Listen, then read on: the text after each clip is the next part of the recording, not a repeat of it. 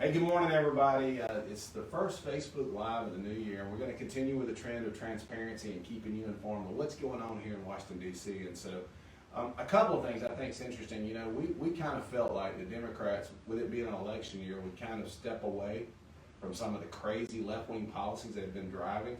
But apparently Pelosi decided to just step on the gas, and now they're trying to force through this whole reforming our election system and letting the federal government oversee local elections and try to put their thumb on the scale, if you will, of how elections are ran. Of course, we know from the left and what we're seeing in California and New York, they want people who are non-citizens to actually vote in America's elections. I wonder how well that would work if we said we wanted to vote in Russian elections or Mexican elections or Chinese elections. Can we have a say in how they run their government?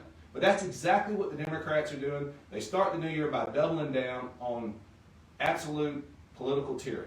And so they know they do not have a chance of holding the House going into the midterms. This is an election year. Again, we thought they'd use some common sense and move back towards the middle, try to appeal to the American people. No, they're trying to appeal to people who are not citizens to vote in our elections to undermine our government and your voice in the process. So that's one of the things we're seeing already up here on the Hill, and I think we're hopeful the Senate will hold the line and we can maintain some semblance of election integrity, and then try to figure out exactly what we need to do to make sure that we monitor elections for 2022 so we do not have some of these red flag things that we saw in the last elections in November. So that's kind of one of the things I picked up this week. And also, many of us are SEC football fans, right? I mean, I'm an Auburn guy. You guys know that, right? So we watched Georgia and Alabama battle it out for the national championship.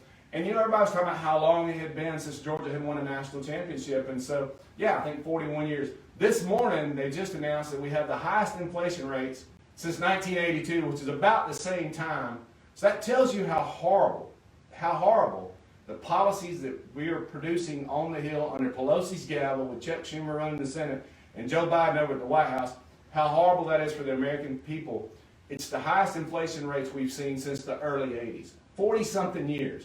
And so it's a continuation of us spending money that we do not have, strapping your kids and grandkids with debt that they cannot afford to impress people that we do not need to try and impress. And that's the left-wing policy people in this country where these are payoffs. We spent more money now in Joe Biden's 1 year and tenure than we spent fighting World War II. Think about that. We fought a two-front war. You know, we European front, Pacific front. We defeated armies all over. We built armadas. We built aircraft. We fought a war, fed soldiers, and fueled that process for 4 years and spent less money than we spent in 12 months under Joe Biden. And what do you as the American people have to show for it? Nothing. You have increase of gas prices, increase of grocery prices, every product and service that you could buy, if you could find it on the shelves, you're going to pay more for it because we're printing money. And what happens when we print money in D.C. is we take a piece of paper, we put ink on it, and we call it a dollar. Well, as we print it, the dollars you have in savings, the buying power of that money is cutting half. Every time we print a dollar, it cuts a dollar. So you're losing your equity, the cash savings you have, the income that you have.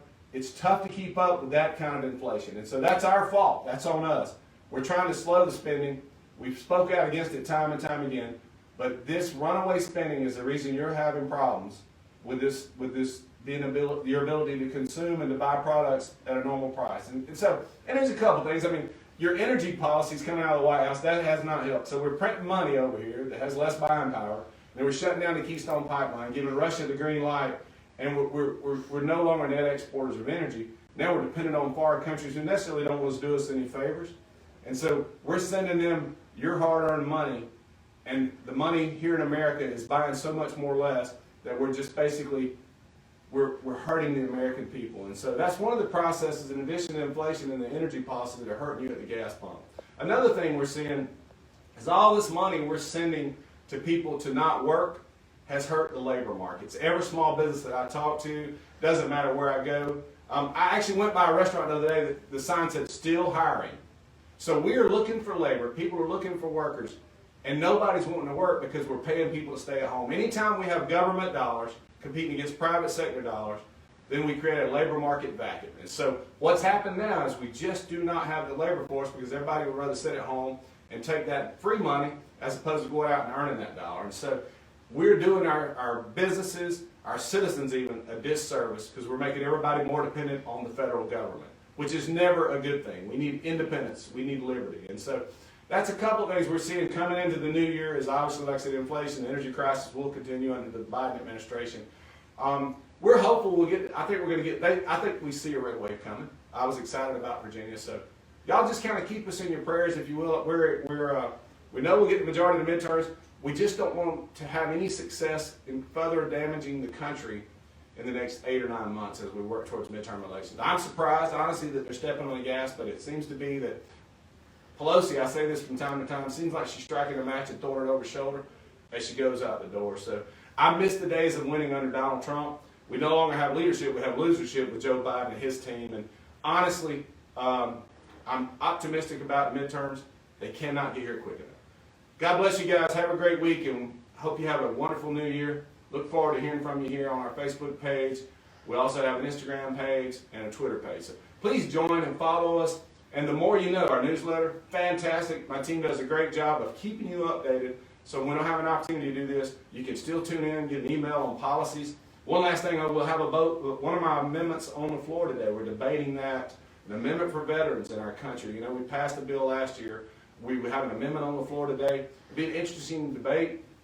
We're obviously in the minority party. We don't have a lot of say in the process. But I think this bill makes sense for veterans. It makes sense from the standpoint of how we manage those resources to take care of our veterans and how we manage your money. Y'all have a great week. Look forward to hearing from you soon.